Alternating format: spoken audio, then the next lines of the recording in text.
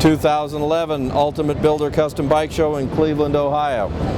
We're speaking to Bill Steele from Steele Customs. Bill has entered a freestyle class bike. Let's take a minute, Bill, and talk to me about your background.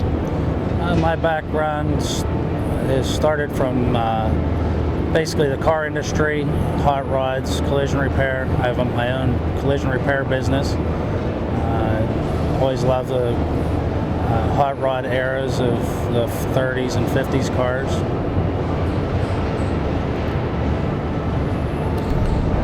What were you trying to accomplish with this build?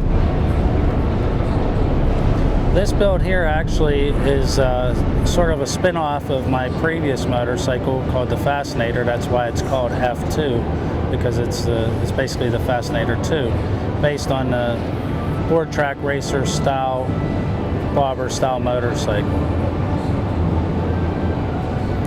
What was your vision for this bike?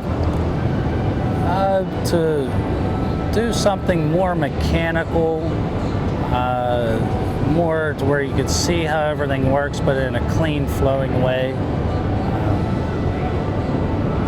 What was your inspiration? A lot of inspiration came from the technology of different aspects of the car industry, same along with the history of the car industry, of the hot rods and the aftermarket products put on the cars. Let's talk about the fabrication. Fabrication I had done myself. There's a lot of other help, like the development of the front end, the girder style front end with the Penske shock that was developed by Leo Diorio. And I had taken his design that was never made, and smoothed it out a little bit, added a few features to it, and then had Shannon and RMD Billet actually carve it out of built aluminum, each piece.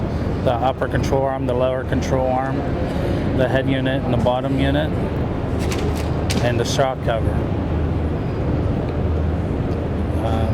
It has a 21-inch front wheel made out of an aluminum wheel blank with custom-made billet aluminum hubs for each side that house the bearings. They're all hidden.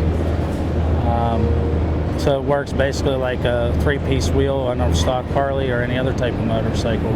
It still has the three pieces. It's still functional and versatile to be able to get to the bearings, and it's just a polished aluminum finish with a powder coat finish and a bronze color. What about the brake system on it? The brake system on it, there's a Brembo brake caliper on the front. There's a Performance Machine caliper on the rear. They're both worked individually off of a proportioning valve off the brake pedal off to the right side. All the lines are hidden up through the frame rail and meet in the center of the bike and come down to the foot peg, so it's foot operated. What have you done to the engine? The engine is basically a production Patrick Racing 120 cubic inch engine that it was disassembled, and all the edges were rounded off a little bit further on the fins, on the heads and cylinders, and then the cases were machine finished to all the components that go on, like the cam cover and the primary is all machine fit to it. The charging hole wires are welded up, and it was moved to the back so that you can't see it either, to the regulator. The regulator is actually hidden back in there also. How much time and cost do you have in the engine? The engine, like I said, is just a production Patrick Racing engine that I had actually purchased a wrecked motorcycle and pulled the engine from it and reworked it. So I don't really have a lot of expensive parts into it, just a lot of machining time, which could get costly. What was your approach on paint? I wanted to be able to use the flat clear coat over top of some of the panels, but still have the gloss, shiny spots of the area. I wanted something that was very crisp and very clean. Didn't have a lot of things going on. It wasn't very busy. It just sort of all went together with the wheels and the engine and the transmission colors to bring it all together. What was your inspiration on paint? A lot of inspiration is actually Roland Sands actually did a couple of motorcycles back in the day with the flat colors on certain parts of the vehicle along with gloss, and also back in the later 50s there was a lot of vehicles painted with flat paints for that hot rod look. What companies were instrumental in getting your bike finished? I had a lot of help from Shannon at RMD Billet.